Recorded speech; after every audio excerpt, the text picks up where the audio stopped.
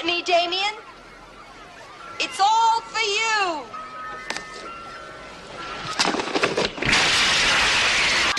We're gonna draw a little bit of everybody's blood. We're gonna find out who's the thing. You see, when a man bleeds, it's just tissue. The blood from one of you things won't obey when it's attacked. It'll try and survive. Crawl away from a hot needle, say. Now, I'm gonna tell this little lady here to do something. And if she doesn't do exactly what I tell her to, I want you to cut her, I want you to cut her friend. Wow, brother! One time. You sick mother. Phyllis, he cut me. I always like to start off with some clips from classic horror movies to set the mood, or atmosphere if you will. This time around we started with a clip from the original Omen movie from 1976. That was the scene where the maid jumps out of the window to show her support for Damien, who just happens to be the son of Satan. Awesome, awesome movie. And we had the infamous blood test scene from the 1982 classic The Thing, featuring the unmistakable voice of a much younger Kurt Russell. And last but definitely not least, from one of my all-time favorite movies, we went all the way back to 1972's Last House on the Left from Wes Craven with the notorious kidnap scene. Now, if you haven't seen the original Last House on the Left, you are definitely missing out, and by all means, I strongly urge you to check that out. If you're a true blue horror movie fan, that is. This is Maritime Paranormal Chat, where we discuss the paranormal, the unexplained, the creepy, and the just plain weird. As always, we're podcasting from beautiful Prince Edward Island on the east coast of Canada. My name is Raven. Thank you very much for joining us. And don't forget that if you have a paranormal experience or story to share, or even if it's just creepy, unexplainable, or weird, it doesn't necessarily have to be paranormal. But please contact me nonetheless on my Facebook group page, PEI/Maritimes Paranormal Chat. And I did say Maritimes as I had to make it plural because Maritime Paranormal Chat was already taken. Anyway, I'd love to hear about your experience or story and possibly use it on a future episode. And don't forget that your real name won't be used unless you say that it's okay to do so. Now, having said that, just a couple of things that I need to mention before we begin today. The first being that after this episode, anytime there's a guest, the audio clips of the stories I share on here won't be available, as they usually take too much time on the show and it takes away from the content of the conversation. So I'll let you know of any further developments as far as that goes.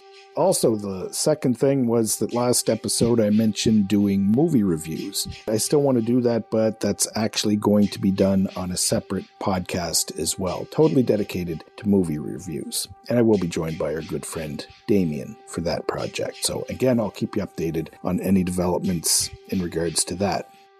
Today we are going to be looking at a place called Goblin Hollow down east on Prince Edward Island. I believe it's around the Montague area. We'll get more into that a little later on in the show, and that of course mostly in regards to the unsolved murder of Anne Beaton back in 1859. Now, the interesting thing about the Goblin Hollow is a lot of weird and creepy things have happened in that area before and after that murder, so it should be interesting.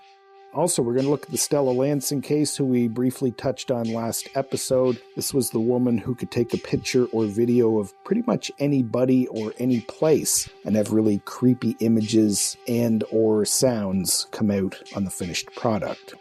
And we're going to be looking at something called post-mortem photography, and yes, that is exactly as creepy as it sounds.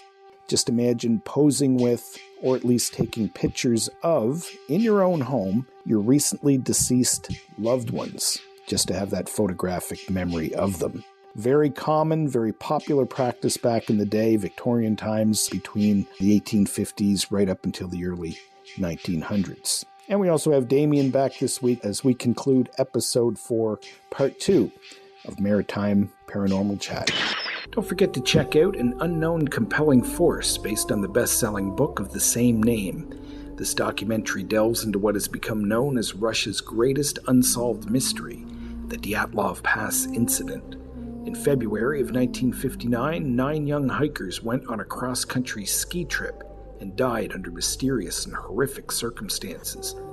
Ultimately, the hikers' bodies were found with crushed bones, in one case missing eyes, and even a missing tongue. And for the most part, they were stripped of most of their clothes, which were later found and were radioactive. All this happened in temperatures as cold as minus 50 degrees. This 2021 documentary examines the most up-to-date evidence and provides unexplored credible theories and possible answers to what could have actually happened on that tragic night of horror. So far, the only place I've seen this streaming for free is on www.watchsomuch.com, or you can purchase it on iTunes for $9.99. The following is the audio trailer, and you can actually watch it with video on YouTube. When you look at the wounds that were on the hikers, I'm just not buying the accidental thing. Why? How come? Why would they die? I think all these theories are pretty weird.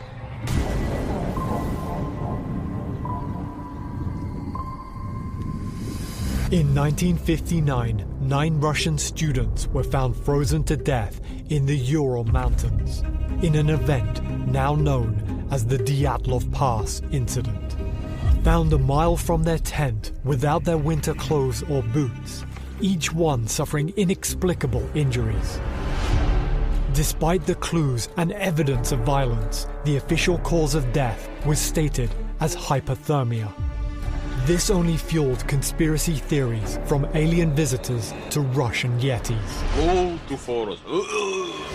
Just what were the hikers fleeing from? Произошел какой-то взрыв. Maybe our government. Every diary entry in every photo seems to hide a clue. There were rumors that they just killed each other. I don't believe that in any way could this be an accident. With so many conflicting stories, I've come to Russia to ask the question, what is the true story of the Dyatlov Pass?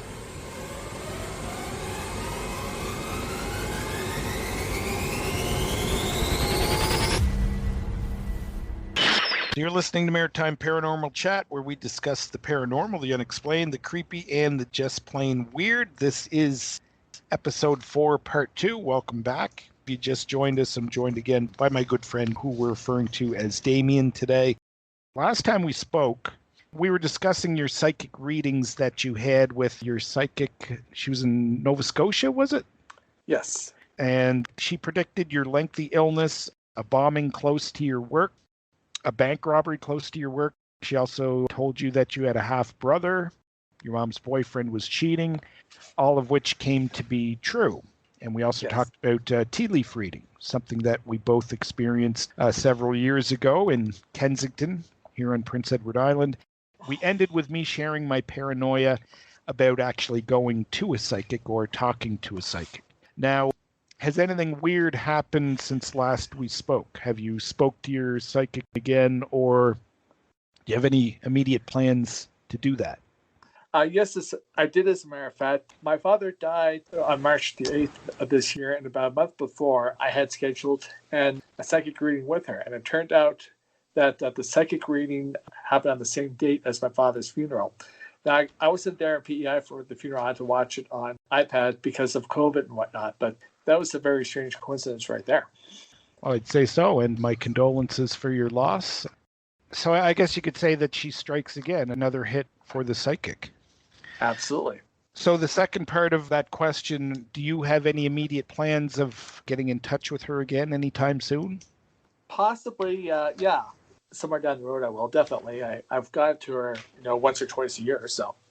So knowing what you know now, like everything that she said, like in regards to your illness, and well, I guess that's probably the main thing that come out of all this, all your interactions with her. But does it not bother you or give you any sort of hesitation to contact her again? Because, I mean, for me, like I was saying last time, I'd be terrified to know. Oh, on the contrary, I've went to her numerous times over the years, and I've always been very fascinated and intrigued by what she has to say, even if it is a little scary at times. Well, yeah, and again, I guess that you kind of have a bit of an edge there, because last time she talked to you, she said that you would live to be an old man, and did she give you estimated year how old you'd be? Well, she said ancient is what she said. Ancient. I mean, ancient old man. So. Oh, okay. So having said that, there were some things that we were going to talk about which we didn't get to, and you had actually, not personally, but your mom told you stories about things that happened to your grandfather? Yes. An experience or several experiences, I guess, that he had? Yes. He had 3 out-of-body experiences. Now, when you say out-of-body experience, and I know this is, you never actually spoke to him, so this is kind of like third-party story that you received, but your impression of an out-of-body experience, just so everybody knows, is what exactly? Basically, it means when your soul leaves your body and you either see what's going on around you or you pass on into the afterlife. Okay. Now, so would you say an out-of-body experience would be a temporary passing of the soul? That would be a good explanation for it, yes. Okay, so before we get into that, what exactly happened? Like, what did he see? You said it was the result of something that happened to him? Okay, so before he passed, my grandfather had 3 heart attacks, and in each instance of a heart attack, he had an out-of-body experience. So he had at least 3 that your mother knows of? Yeah. And what did he tell her that he seen when he had these experiences? He told her that he encountered some relatives and friends who had passed on, who he knew in his life, and he saw basically a beautiful, wonderful world in the afterlife. It was very extremely colorful, more so than what you'd see on Earth. And he also claimed that he saw what happened to people who would commit suicide. What happened to them? What he said was they were walking around, stretching around, their heads were down and chained, more or less. So was it, from what you know, from what was told to you, did anybody talk to him, or did he just instinctively know that that's what happened to these people? I think he instinctively knew that was the feeling he got, apparently. Right. And that only happened to him when he had his heart attacks, right? Yes. Over the years, I've always been interested in paranormal, weird, creepy things. And ever since I can remember, as a teenager, I used to buy books on stuff like that. And it was actually when Kohl's first opened in County Fair Mall, they used to have a bunch of books on occult sciences and stuff. And a couple of them actually showed you how to induce out-of-body experiences. Did you ever hear about being able to do that? I've heard about it, but how to actually go about it, that I'm not sure about. Okay, well, we'll get back more into that in just a minute. Getting back to your grandfather's experience, I think I might have mentioned this before, but if you were to go on YouTube and do a search on Unsolved Mysteries, I think the segment was called Storm in Hell. This guy back in, may have been the late 60s, mid 70s, somewhere around there. He had, I think it may have been a heart attack, and had a similar experience with, same as your grandfather had, except it was more to the extreme. He basically went to hell. And he was so traumatized because it was so vivid and real to him. Before he had this happen to him, he was basically known as a real jerk in life. Yeah. Nobody liked him. His family, really, he didn't get along with them. Friends, he didn't have very many, and people just really defined him as a jerk, somebody that you really didn't want to have much to do with. But after this experience, and again, this video segment, I think there's a couple of them with interviews that they actually have with this guy, he committed his life to the ministry after that. Having said that, when I got my book from Kohl's, I don't even remember what it was called, and I don't have the book anymore, but it actually took you through the steps to induce an out-of-body experience. And when you have an out-of-body experience, it's kind of cross-listed with near-death experience, which I think would probably be more geared to what your grandfather had, because it's basically the same thing, except a near-death experience is something that people generally report having when something traumatic happens to them. Like, for instance, a bad car accident where you almost die, like in your grandfather's case, or if somebody attacks you, you're shot, something along that line. From my understanding, what I've read is that you go into what's called the astral plane of existence, which is a alternate realm of consciousness, would probably be the best way to describe that. And a common description of somebody who has an out-of-body experience, and I think we've talked about this before, as you lie in sleep, your spirit body snaps free and drifts upward, while your physical shell is left lonely on the bed below, connected only by a fragile silvery cord. You turn and observe yourself peacefully sleeping. Is this evidence of the soul? Is this proof of life after death? What do you think about that? Well, as a matter of fact, I've had quite a few instances myself of a feeling of falling, tumbling down into my body and jerking, waking up. That's the closest thing I've experienced to that type of thing. But I've had that happen to me quite a few times. I feel like I'm being falling down, being yanked back down, more or less. Now, it's interesting that you said that, because I used to take this stuff very, very seriously. And I mean, I still do, don't get me wrong. But going through university and doing a degree in psychology, it kind of teaches you to think more objectively and a little less subjectively. But I'm very open to the possibility of it. Growing up as a teen, when I bought these books and I would lie in bed and I would go through the motions of setting myself up to induce an out-of-body experience, like you, at times I would get so relaxed and I would actually feel, and I don't know if this is what it was, if it was authentic beginnings of an out-of-body experience, but I would feel myself almost starting to rise. And like you, I would more often than not, or I would wake up with a jolt. And I just feel, it almost felt like my body was pulling myself back into me. Mm-hmm. Or pulling my spirit back into my body, if you want to go that route. Yes. I was actually looking at a website, and this comes from a website called Medical News Today. And they say that spontaneous out-of-body experiences are most commonly reported as occurring just before you fall asleep or just before you wake up. They're more likely to occur when sleep is not particularly deep due to noise, stress, or illness. They've also been reported following or during extreme physical exertion. Now, near-death experiences, which are pretty much the same thing, often occur alongside light at the end of the tunnel visions. So outside of those times that you've felt yourself jolting awake, anything like what I just mentioned ever fit that criteria? Just a feeling of falling down. Like you're falling down, like if you jump off at the top of a building or something like that. Just falling down and then boom. And you're not dreaming. And you're not dreaming. No, absolutely not.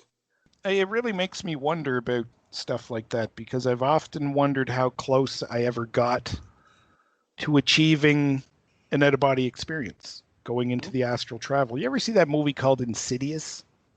I never saw that, no.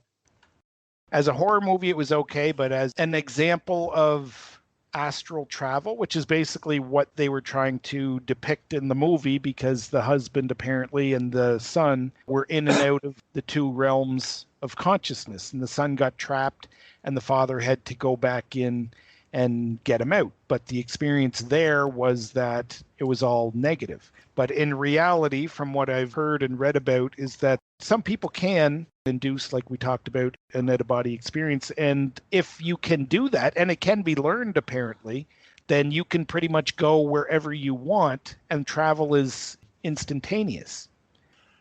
Have you ever heard of people doing that? I heard a story of, this is back in the 1890s, I believe. There's a guy who was a prisoner inside a penitentiary in the state of New York.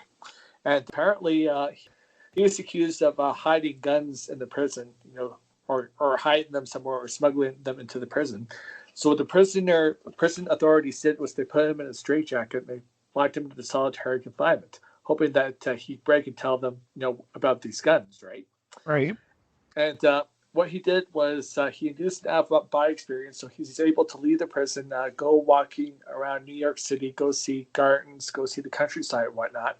And he was free for all this time. And when they finally came back, he went back into his body and he said, oh, no, I'm just fine. I'm feeling great. And he wasn't affected by his time in the straitjacket at all, apparently. I think I may have heard that somewhere along the way. And that was an actual true story, right? Yes. I'm pretty sure I read that somewhere. I don't remember what the outcome was. So he basically said that he could go wherever he wanted? Yep. That's how he dealt with being in prison, by basically doing some kind of astral traveling. And did he write a book or anything on that? I'm just wondering if there was more documentation for future reference. Sorry. Yeah, it's possible he might have, but I'm not aware of it, you know? Right. There used to be a book available. I think it was written in the late 1800s, and I'm not 100% sure on the title, but it may have been called My Life in Two Worlds by a man named Sylvan Muldoon. Okay. And this person apparently could do out-of-body experiences all the time. I'll have to check the specifics on that or the accuracy on that title. But he claims that he could go wherever he wanted. He describes the astral realm, and he could do this at will. And apparently, anybody can. Wow. And there's actually a website that I was looking at earlier. I think it's from the UK, and it's called sloanmagazine.com, if anybody wants to check it out. And they actually interviewed a woman named Jade Shaw, and she's got some pretty impressive credentials as far as out-of-body experiences goes. She's the astral projection consultant for a new Netflix 6-part psychological thriller called Behind Her Eyes, which premiered back on February 17th, I guess it was, this year on Netflix. Yep. Mm-hmm. Have you seen that? No, I never saw it. Well, I've never seen it either, but I have no idea what it's about. I'm assuming that it has something to do with that. But anyway, on this website, sloanmagazine.com, she offers an insider's guide to out-of-body experiences and how they can actually benefit your psychological and physical well-being. Oh. And she says, and this is actually pretty interesting, she says, with increased mental health awareness, developments in neuroscience, and popular culture, this age-old technique is steadily gaining popularity as people are beginning to realize that OBEs, or out-of-body experiences, can actually be learned. It's an empowering technique that can help an individual improve their well-being on many levels, like finding answers to pressing problems. I'm just summarizing this website here, or this article. Discovering insights to recurring illness, finding guidance with decision-making, healing with grief, better sleep hygiene, greater connection to others, self-empowerment, and a general reduction in fear. Now, I'm not sure if that means anxiety, but the two kind of go hand in hand a lot of times. She goes on to say that the benefits positively impact everyday life by way of career, relationships, health, spiritual growth. And it's because OBEs can often happen spontaneously when the person is at a crossroads in life or in need of change or guidance. What do you think about that? I think there's a lot of truth to it. You know, I think if we could learn how to get in touch with our spiritual foundations, if we could learn more of our spiritual gifts, we could potentially become possibly a lot more knowledgeable, a lot more aware of our surroundings. Well, see, now it's interesting that you say that, because awareness, self-awareness, this all seems to tie in with the whole end product of what she's trying to say here. But she says that when you're actually having an out-of-body experience, your self-awareness, you're not so much in tune with, but more so with everything else. Does that make sense? That makes sense to a lot of degrees. I think psychic abilities are ultimately abilities of the soul. I think when we get out of our physical selves and into more of our soul selves, we receive a lot more awareness of everything, a lot more knowledge, I would dare say. Well, yeah, and this is what I mean. It's because, I mean, from my interpretation of it, we sit here, we live, we breathe, we sleep, we eat. Everything is basically physical. We're aware, we're consciously aware of what we're doing, what's around us, but everything is basically, it's not just about you, it's about the world, the universe as a whole, like everything's connected. So it's not like you're aware of, I mean, you are aware, but your self-awareness, you're not really intact with, because you're intact with everything around you as a one, as a whole. Mm-hmm. Does that make sense? Yeah, it makes perfect sense. Definitely. I mean, that's my understanding of it. Now, she goes on to say that there's actually a way where you can learn how to induce on your own these out-of-body experiences. And I'll just sum it up really quick. She says, in a nutshell, to induce an out-of-body experience, as you fall asleep, you'll need to set what's called an intention or a purpose and do some simple visualizations. And she gives a 6-step method to achieving an out-of-body experience. And you can try this at home. Again, it's called www.sloanmagazine.com, or just do a search on Jade Shaw, Jadeshaw. Now, step 1 is to prepare, create a plan, and set an intention. Why do you want to have an out-of-body experience? Then you got to set your space when in bed, preferably. Anything you can do to help yourself completely relax is ideal. Then you got to overcome your fear. There's 6 steps to that. And again, check that out. And these are supposed to work, according to her. Mm-hmm.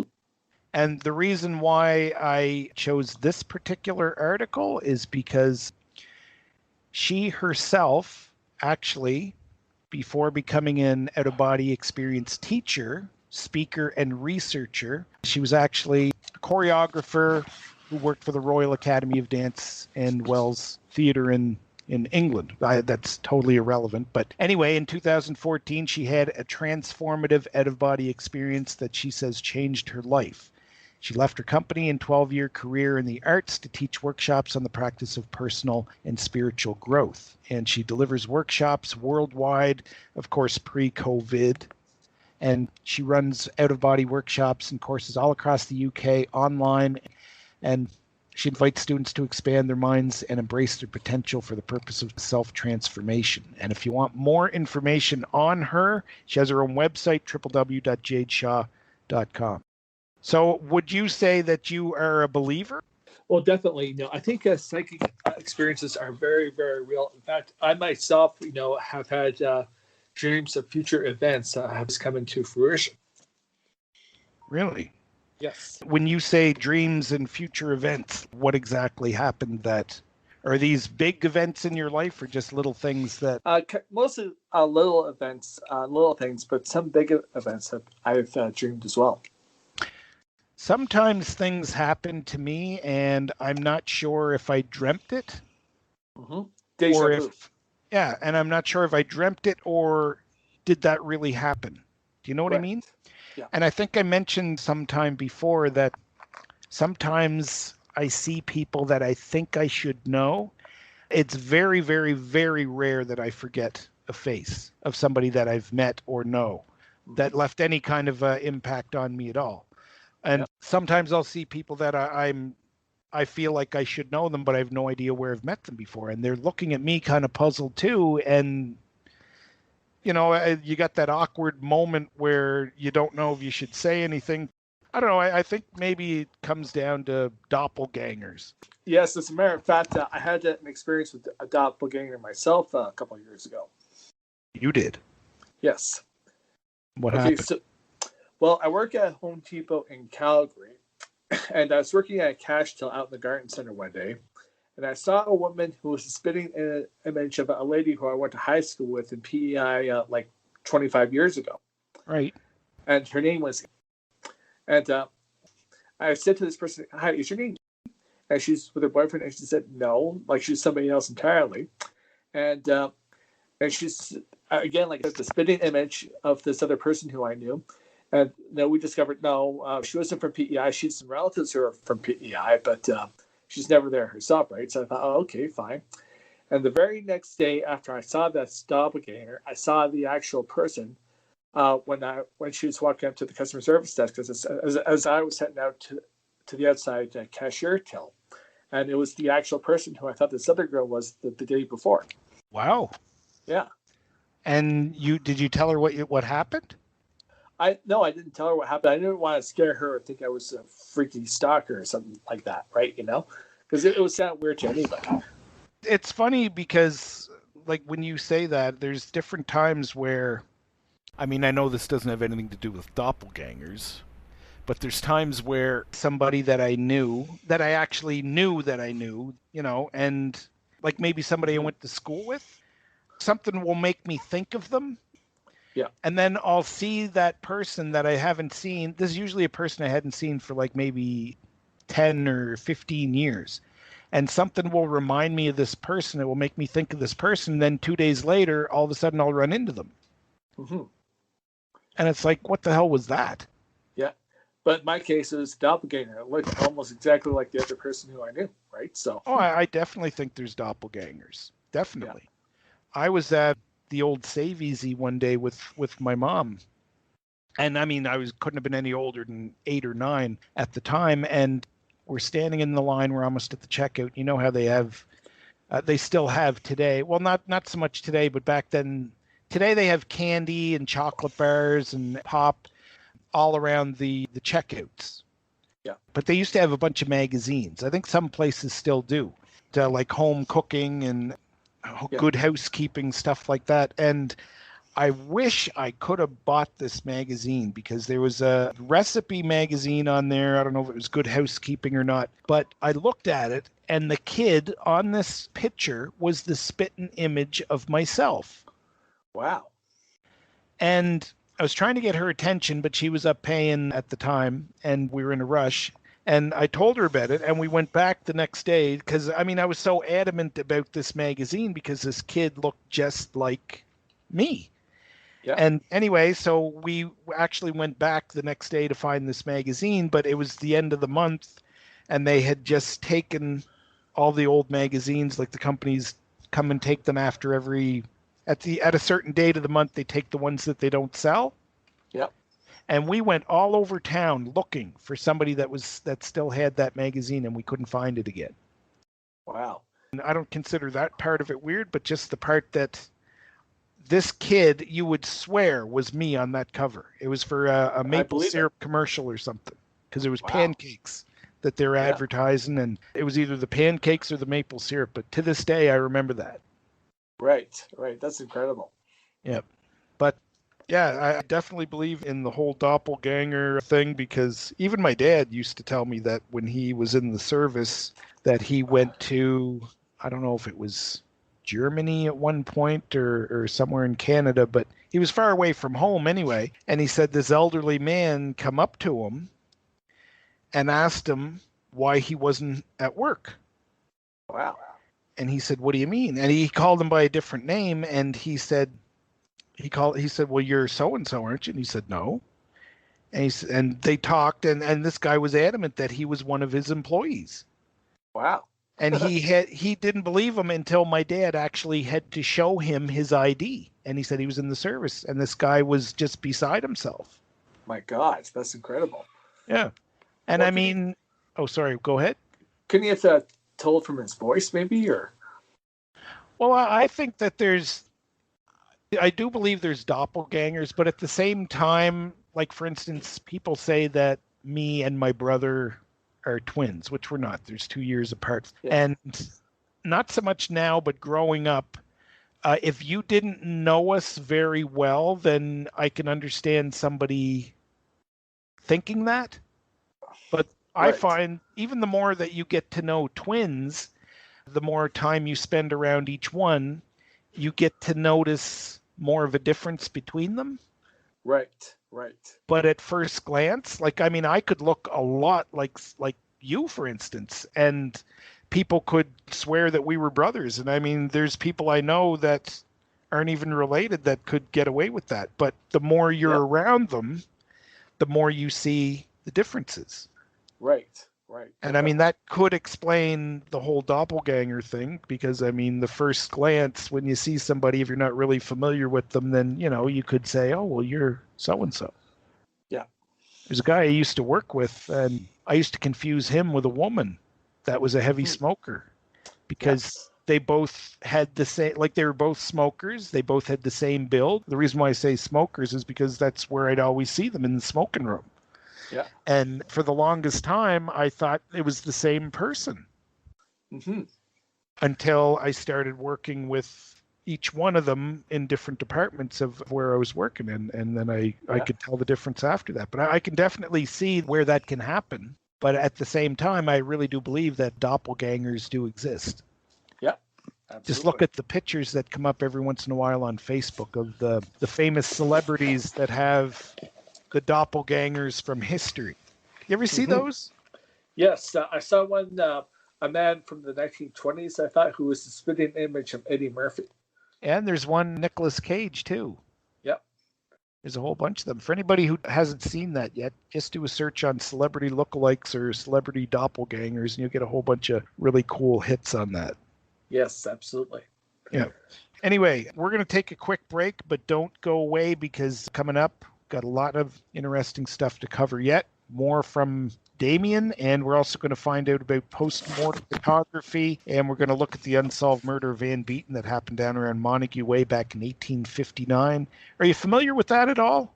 That story? The Anne Beaton murder? I've heard a little bit about that, yeah. Has some interesting stuff on the internet. Not a whole lot, and I guess a lot of that information is available in public archives if you know where to look, which I haven't found out yet. But anyway, we'll be back with the strange case of Stella Lansing on Maritime Paranormal Chat. Somewhere between science and superstition, there is another world. The world of darkness.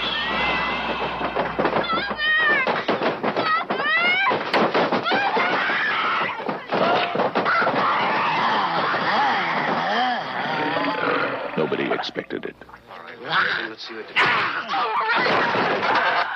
Nobody believed it.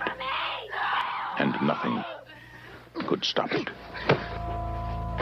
There are no experts. You probably know as much about possession as most priests. Look, your daughter doesn't say she's a demon. She says she's the devil himself. I'm telling you that thing upstairs isn't my daughter. Now, I want you to tell me that you know for a fact that there's nothing wrong with my daughter except in her mind. You tell me you know for a fact that an exorcism wouldn't do any good. You tell me that!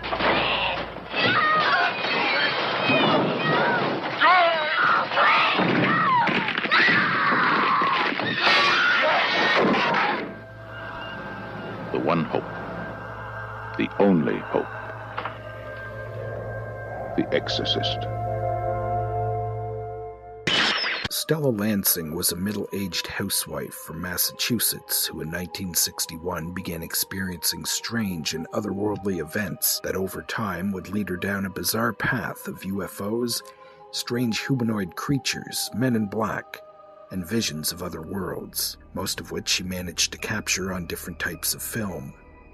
It all began on a cool September day in 1961, when Stella noticed a bright hovering orb just outside her home in Northampton, Massachusetts. The object hovered at tree-line level off in the distant sky before approaching and hovering closely to her, stopping in mid-air between her house and her neighbor's garage. That terrifying incident, although short, would mark the beginning of Stella's journey into the bizarre, the creepy, and the unexplained. As Stella recalls, her journey into the unknown began as more of a confirmation that she wasn't crazy than anything else. I probably didn't realize that it was any kind of a gift or anything in the beginning. I was just trying to get proof of what I was seeing. I tried with every kind of camera I had. And as this went along, I asked someone if only I had a movie camera, and they let me borrow theirs. And that's when I started to get my very first nighttime sighting. Although Stella's experiences are far too numerous to mention here, the following are some of her more bizarre encounters. During what came to be known as the Great Northeast Blackout of 1965, Stella was driving to deliver candles to a friend, whose house had also been darkened by the blackout. It was then that Stella noticed a bright light overhead. She saw what looked like the same glowing orb that visited her 4 years earlier. This time, however, it seemed to be following her by traveling along the telephone lines along the highway she was driving on. As if a strange light following you on a deserted highway at night during a blackout wasn't terrifying enough, what happened next made her blood run cold. Suddenly, out of nowhere, a strange black-colored car appeared on the highway just a few feet ahead of Stella and appeared to be driven or guided by the mysterious light that was following her. The black car then drove off the highway down a small hill to a standstill. As Stella slowly drove past it, she got a sense that the occupants of the car were looking up at her as the bright orb suddenly dipped below the telephone wires and into a nearby field. From there, Stella saw the light fly northwest before flaring up into the dark sky until it was out of sight. She kept her car moving until she reached the safety of her friend's house. 2 years would pass since this incident, and Stella continued to see strange lights in the sky that at times would follow her and other times would stay stationary. Her children were no exception to the eerie events either, as they were often present when Stella saw the orbs of lights. Up to this point, she had only mentioned her experiences to her family and close friends. This would be the mid to late 1960s. Still unaware of what these lights were, or what they wanted, she could never imagine the horrors that would soon come. It was on the night of Halloween of 1966 when Stella had a terrifying encounter with a strange, grotesque creature. Around 7:20 p.m., she parked her car facing the water of a nearby lake.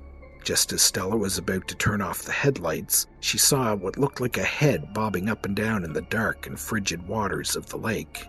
Her eyes stuck to the emerging figure from the water. She described it as something that looked like it was wearing a black skull cap. Scared out of her mind at this point, Stella quickly put her car in reverse and pulled away from the shoreline that was uncomfortably close to whatever it was that she saw in the water. In the panic of things, she did manage to see that the humanoid-looking creature was following her along the shoreline, and then crawled its way completely onto dry land, where it began running towards a peninsula that was only about 60 meters away from her house. As Stella adjusted her car so she could shine her headlights toward the location the creature scurried off into, she saw a basketball-sized orange orb of light. Surrounding it was what she could only describe as a fuzzy mist. The light glowed dimly, and the hairs on the back of her neck stood on end. Without warning, a large red and much brighter orb of light suddenly swooped down behind her house, and then flew across the water, only inches above the surface. This larger bright red object was also seen by Stella's 2 teenage neighbors who had seen the bright light come from the sky above and swoop down by the lake.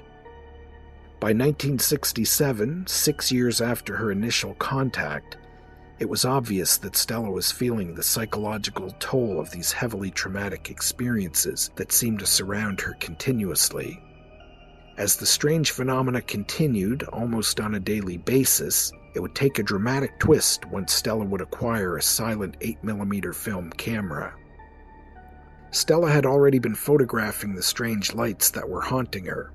However, with the 8mm film camera, she now began capturing strange images that seemed to be from somewhere else in space and time, somewhere that could only be described as another dimension. Creepy, ominous images of blurred figures and structures would appear on the playback. Images not seen by Stella's naked eyes or by anyone else who was ever present when she took her pictures or did her filming.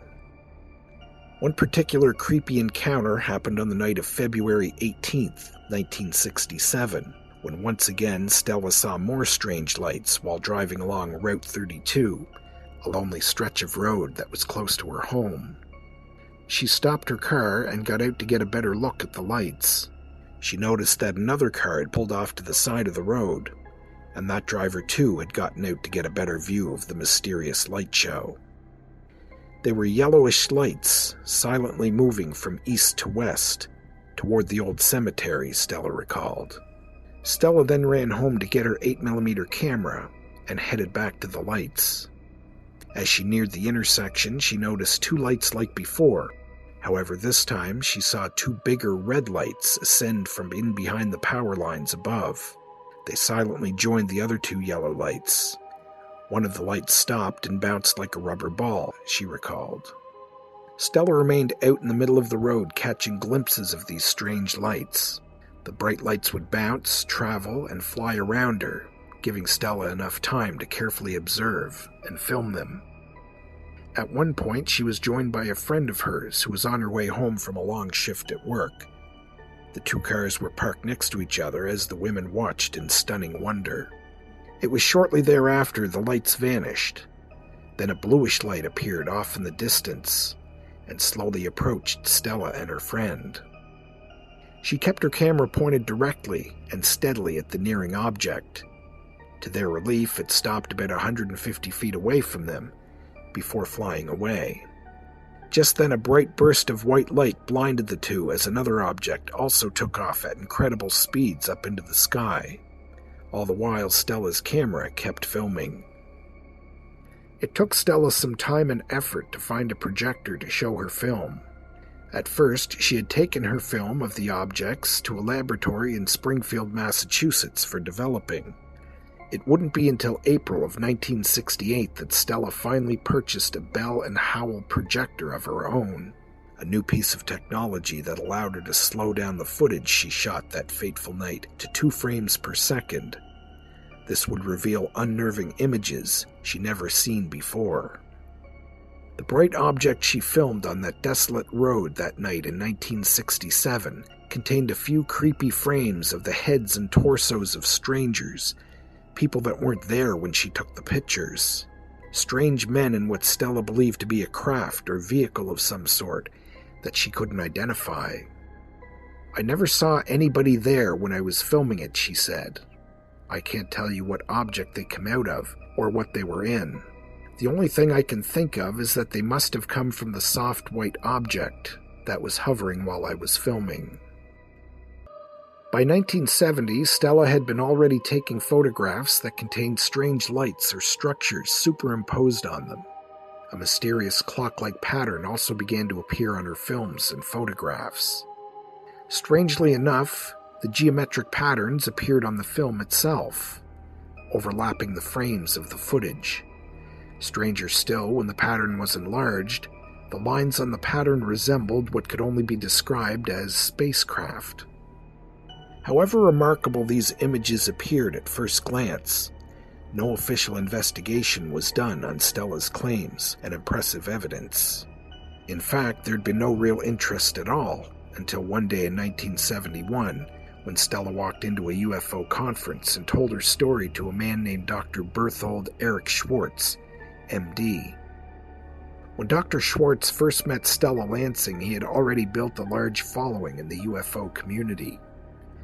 Schwartz, who was a psychiatrist with a keen interest in spirituality, ufology, and the paranormal, a well-rounded researcher.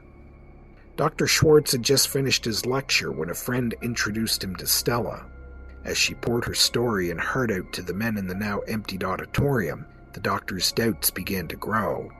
However, upon hearing that Stella had brought with her evidence on film, his curiosity forced him to stay longer to examine the evidence.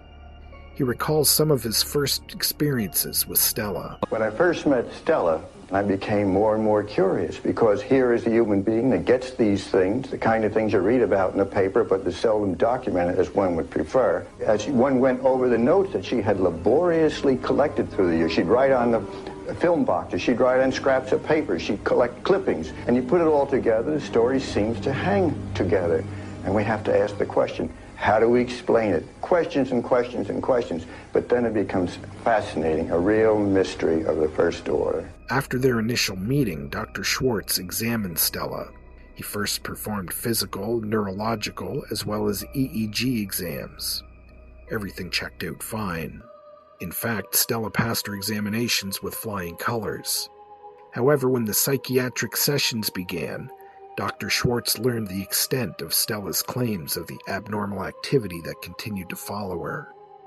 Stella told the doctor that in 1967, 6 years after initially coming into contact with the strange lights and beings, she had checked herself into a state hospital as she thought she was going crazy. For years, the sightings of unidentified flying objects and strange creatures and beings began to take a toll on Stella's psychological well-being. She was admitted to the hospital and was under the care of the hospital's director of clinical psychiatry. It was under his examination that Stella was labeled a paranoid schizophrenic who suffered from hallucinations about seeing UFO crafts. Although not overly religious, Stella spoke of strange communications she was receiving telepathically about supposed UFO-related communications from none other than the devil himself, which is a classic symptom of schizophrenia. Stella stayed under this doctor's care for an initial 10 days before checking herself out of the hospital. However, not a month later, she returned to the hospital, this time checking in for 5 weeks in total. She completed the treatment and was released on the basis that she had no further recurrences. It was Dr. Schwartz who believed that Stella could have suffered a temporary psychosis brought on by the phenomena she was experiencing on a daily basis. Although Stella was Roman Catholic during her stay in the hospital, she was never described as somebody overly pious or religious. In fact, she rarely talked about anything religious or scriptures of any kind. According to Schwartz, this was just Stella's mind trying to make sense of the voices, images, and visitations that had plagued her for years. It was in 1971, when Stella met Dr. Schwartz, that her story moved away from the incredible to the credible. And this is only because the doctor himself would end up becoming one of the many witnesses to Stella's claims. For the past 10 years, Stella kept meticulous records of her encounters with the strange phenomena. She kept journals of times and dates of when she saw bright lights, or strange beings or creatures. In one instance, Stella claimed that her entire left hand had suffered some sort of paralytic shock when she had photographed a shimmering figure. One self-portrait that Stella took had a strange lesion on her face that only became visible on one of the frames after the film was developed. Dr. Schwartz began his investigation with the treasure trove which was Stella's films. The spools of film which depicted strange, blurry flashes of lights zooming in the sky, or more interestingly, the creepy images of strange, out-of-place structures, people, or things. On the night of April 15th, 1971, Dr. Schwartz, Stella, and a lady friend of hers all drove down to a spot in Massachusetts, to where Stella claimed to have had a lot of encounters. The trio drove to a secluded area, killed the engine and the headlights, and stepped out of their vehicle and into the silent, still night. Within minutes, 2 yellowish, glowing discs were seen up in the sky. The objects appeared to glide silently alongside each other, oftentimes merging into themselves before splitting up again. They watched the lights uninterrupted for quite some time. The incident that night would lead Dr. Schwartz to believe that something unexplainable was happening to Stella, and that it was in no way a cleverly done hoax, since the distant UFO lights had no way of being projected onto the night sky. Dr. Schwartz even refuted claims by many skeptics that they were subjects of a mass hallucination, an explanation that's often used to explain multiple witnesses claiming to see the same phenomena. Stella explains that even she has no idea how she attracts or seems to always know exactly when or where to take her pictures or when to start filming. There's some kind of interaction here. Whatever it is, I don't know what it is, but for some reason, it's just like when I'm driving, I seem to know where to look. I mean, I don't have eyes in the back of my head, but I seem to know when to look somewhere, and I look like that, and there it is. I believe in what I'm doing, and I know there's something out there, and nobody can tell me it isn't.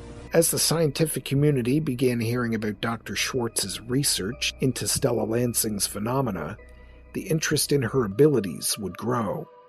Many researchers tried to explain the bizarre photographs of Kraft's lights and the clock-like patterns infused in Stella's film as technical glitches, that somehow the light had filtered in the camera, causing the anomalies. They also entertained the idea that her 8mm film had been superimposed, something that would have been easy to do at the time. However, not one of them ever managed to prove exactly how Stella captured these images, nor were they able to explain how these images appeared on different types of cameras with different types of film, all showing the same patterns and ghostly, creepy images. It wasn't until 1991 that the television show Sightings would get a hold of Stella and Dr. Schwartz, and ran a lengthy and concise segment on the phenomena. During the show's investigation, they transferred Stella's silent 8mm film onto VHS. Upon doing this, the investigators were shocked when they heard undistinguishable voices from the film clip, as the 8mm film doesn't have any soundtrack feature. What you're about to hear are the voices, first at normal speed on playback on VHS, and then the slowed down version.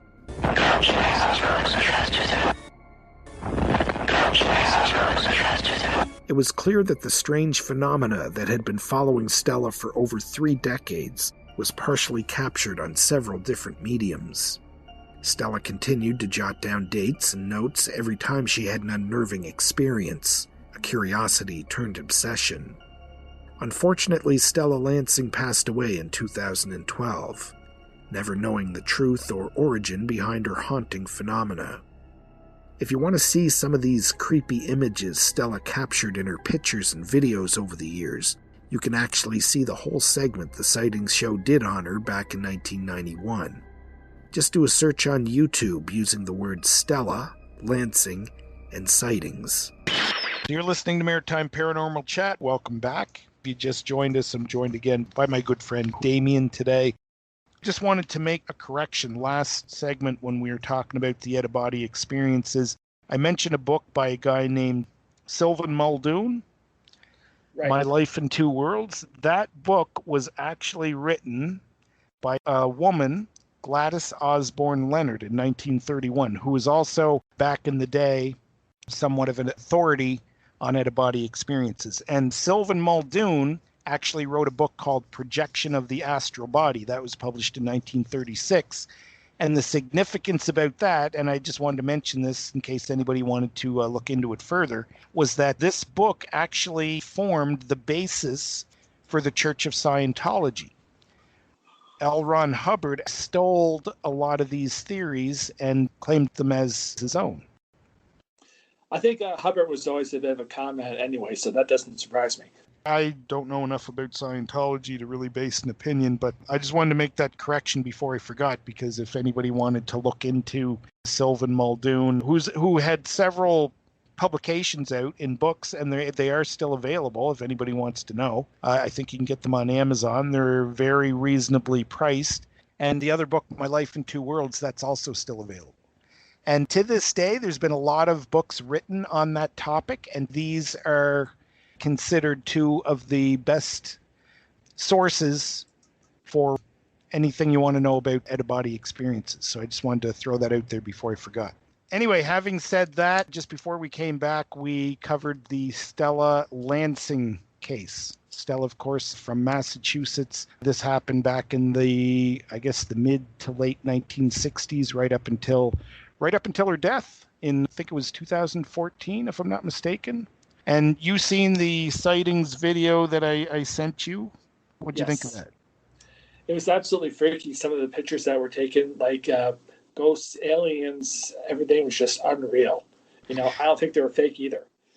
Now, anybody who missed it or doesn't know what we're talking about, if you do a search on YouTube and you put in the word Stella Lansing sightings, you'll get a video come up. It has a big orange square. It looks like a big orange square. Anyway, that's the actual sightings episode that they did on her back in the late, I guess it was the late 1990s. Was that what? Yeah, it was somewhere around there. It's funny because I watch that show all the time, and I mentioned, did any episodes stand out like that for you? And the reason why I said that was because I must have watched every one of those episodes, and there's very, very few of them that had an impact on me the way that did. Mm-hmm. And it just really creeps me out because we really don't know, like, what the hell was going on with this woman. That's correct. Well, I think science hasn't explained many things. There's a lot of natural phenomena that have never been explained. And we shouldn't rule out the existence of things like extra-dimensional beings or spirits, because for all we know, people may very well pass on into like some kind of energy form that we can't measure yet. Well, yeah, that's exactly true. And I think for me anyway, what freaks me out the most, not only about that, but about all this, is the fear of the unknown. I guess if I had to define it, for me, that's what it would be.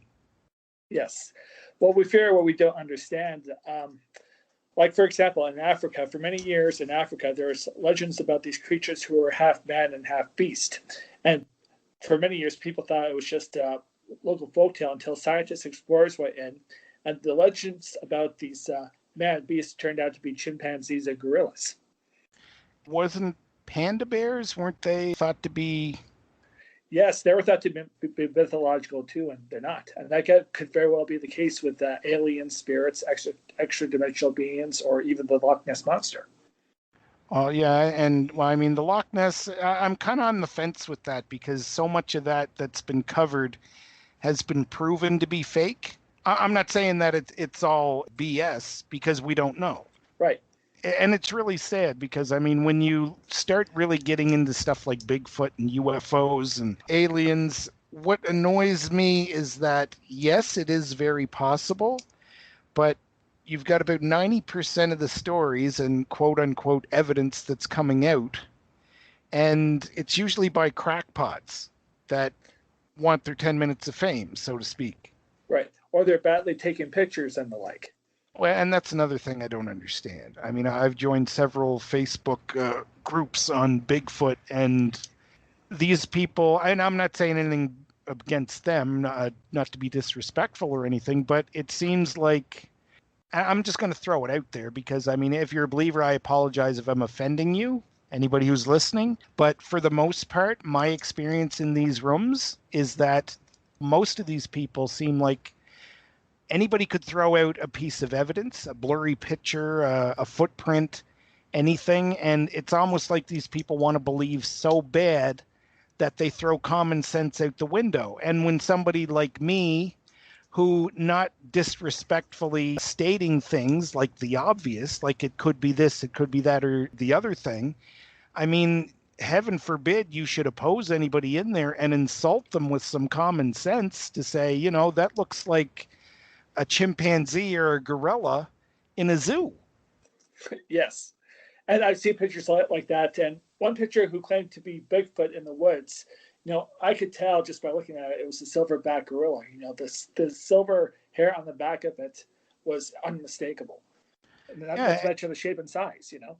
Exactly. And getting back to the Stella Lansing thing, we'll get back to the whole Bigfoot thing in just a minute because I got an interesting point on that. But the Stella Lansing thing, if I had to define what was going on there, like, first off, I just want to say that I've never heard before or since of anybody with that sort of capability happening, at least on a regular basis, the way that it happened to her.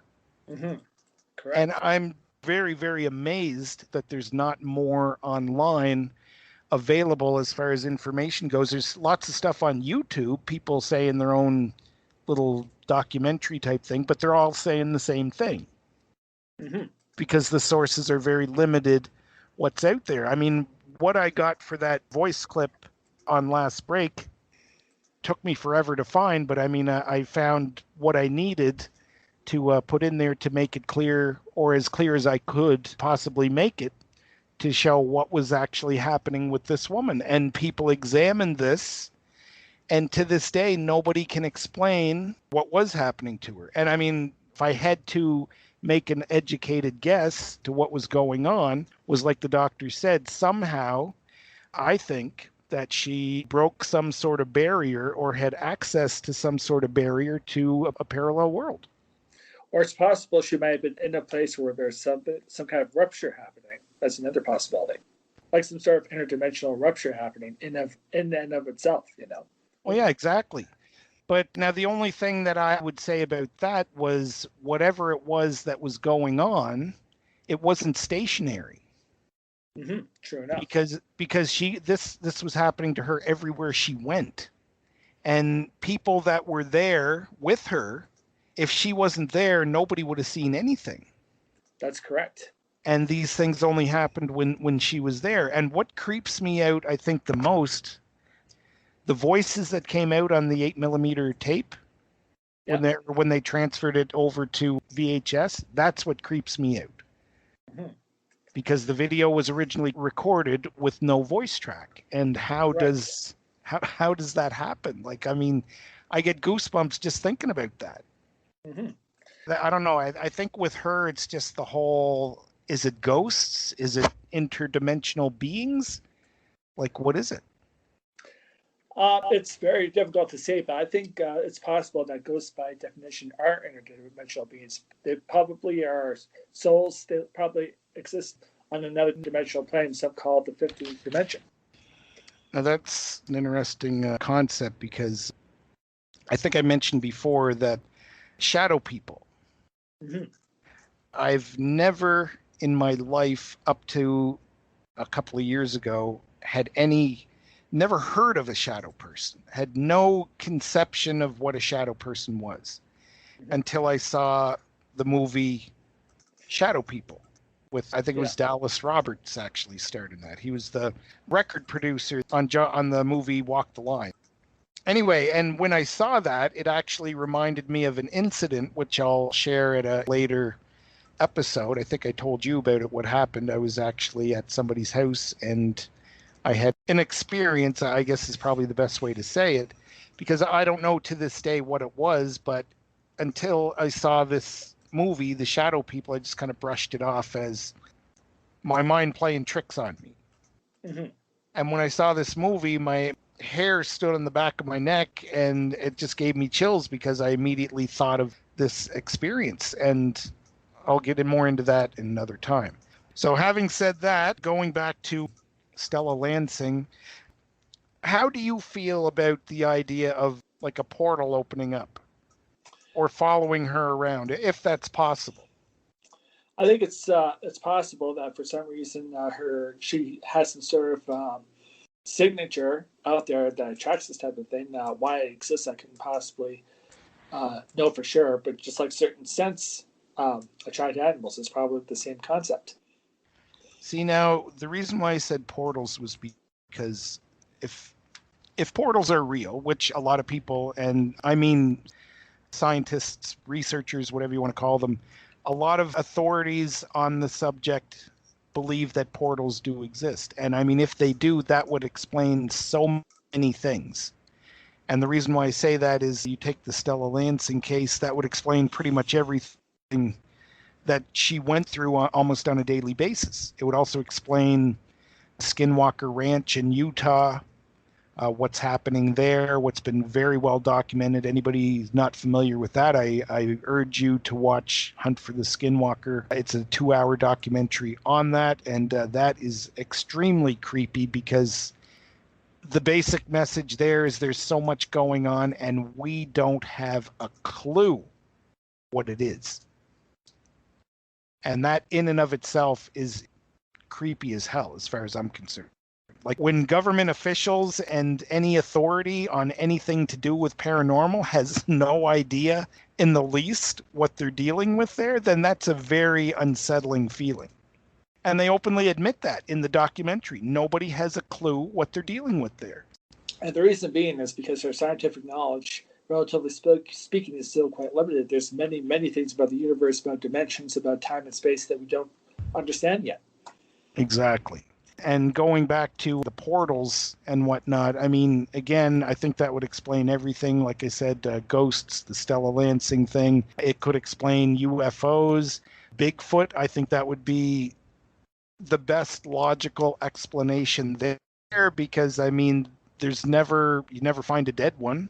You never find any real solid evidence. You can never catch him. You can never find him, you know. If he's popping in and out of portals, it's going to be next to impossible. You know what I mean? Well, as a matter of fact, there is a very credible account of an encounter with a creature very much like Yeti and Sasquatch in Russia that came out in the 1920s, which were seen by multiple eyewitnesses. Do they have a name for it? Like, is he called anything? Because pretty much every continent or every country has their own version of Bigfoot. Well, this creature apparently exists in the Ural Mountains. And apparently some people think that a creature like that may have been, I'm talking about a different case altogether, but may have been involved in the Dyatlov Pass massacre, Right. To think of a creature like that might be responsible, but the account I'm talking about happened during the Russian Civil War in 1918 to 1922. Okay, and what exactly happened there?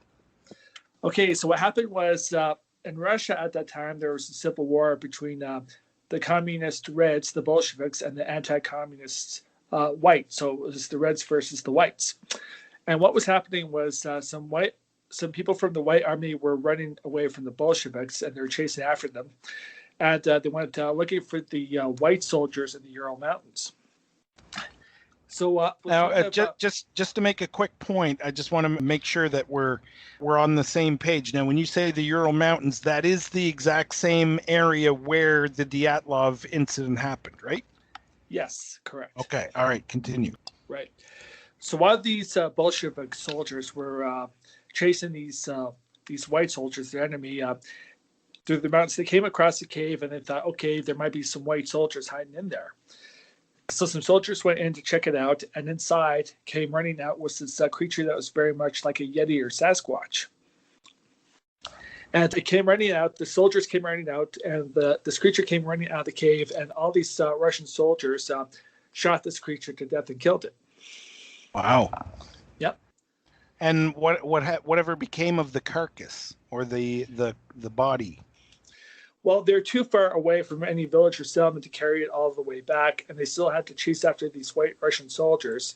So basically, they just left the body there to rot because they weren't going to haul it all over Hell's Creation.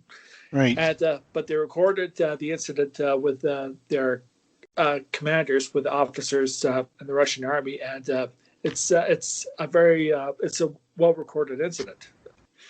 And there's something like 20 eyewitnesses who saw what happened. Now, I know pictures it wasn't very practical to get pictures of like the way it is today. I mean, you can take a picture of anything at any given moment because you have a cell phone and it's readily accessible. But I mean, back then, pictures weren't as easily accessible, I guess is what I'm trying to say. So no. My question is, did they ever get to photograph it, to your knowledge? Well, no, they didn't have any. They didn't have any cameras with them. Like it was, they're in a war. They're chasing after enemy soldiers. They were geared up with their battle gear, their sleeping gear, their food, and they didn't have time for extras like cameras. It just wasn't considered important stuff like that. They're just trying to get the job done. Yeah, this is just something that kind of happened on the side, sort of thing. Right. And things like cameras and other extras weren't considered important. They had to get the job done and kill these white soldiers, so to speak. Well, we have Bigfoot / Sasquatch. The Himalayas have the Yeti. Australia has, I think it's called a Yowie. Mm-hmm. The Philippines has something called the Capri. There's a whole bunch more. Africa, I think, has their own version of that. I can't remember what they call it there, but there's about 3 or 4 that I can't think of off the top of my head. But every country pretty much that you can think of has their own version of that. I shouldn't say every country, but a lot of countries have their own version of that. It's the same as the Loch Ness Monster. Scotland, I guess it was. They had the Loch Ness Monster. We have Ogopogo, and I think there's a dozen other places that have different versions of that. Yeah.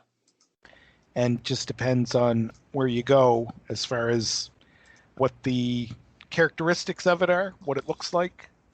Anyway, it all comes down to the same thing. I mean, it's something that we can't get definitive proof that it's actually real. Yeah. So, anyway, have you looked into anything about the Skinwalker Ranch? Actually, to be truthful, no, I haven't, to be honest. I'm going to have to get a link. I haven't found the Skinwalker Ranch available free for viewing, like on YouTube or Tubi or anything. Yeah. But I'm going to have to see if I can get a link on the Facebook group chat, because you really, really need to see this. It starts off slow. I mean, I will admit that, but I mean, it's just very creepy. And the biggest, most creepiest thing for me about it anyway, like I said, is just the fact that all these things happen and nobody has a clue what is going on. Yeah. And I mean, it'd be different to have a haunting is a certain degree of creepiness all on its own. Yeah. To have consistent UFO sightings is creepy all on its own. And to see interdimensional beings is creepy all on its own. But I mean, this place seems to have everything all at the same time. Yeah. And it just sends a shiver down my spine to think about it when you see some of the things that, or hear and see some of the things that have happened. And the funny thing is that whatever it is obviously a thinking, conscious, very intelligent entity or force, whatever you want to call it, because they've tried to capture video footage of whatever it is that's video evidence, I guess, of whatever it is that's happening or doing these things. And it's always one step ahead of them. Mm-hmm. Like in one part of the video, they mentioned putting different cameras up all over the place. Yeah. And whatever it is that happens just outside of the camera's range, yeah, or just behind it, sort of thing. So anyway, I'll see what I can do to get a link up for that. Yeah. Hopefully I'll be able to find something so everybody will know what we're talking about.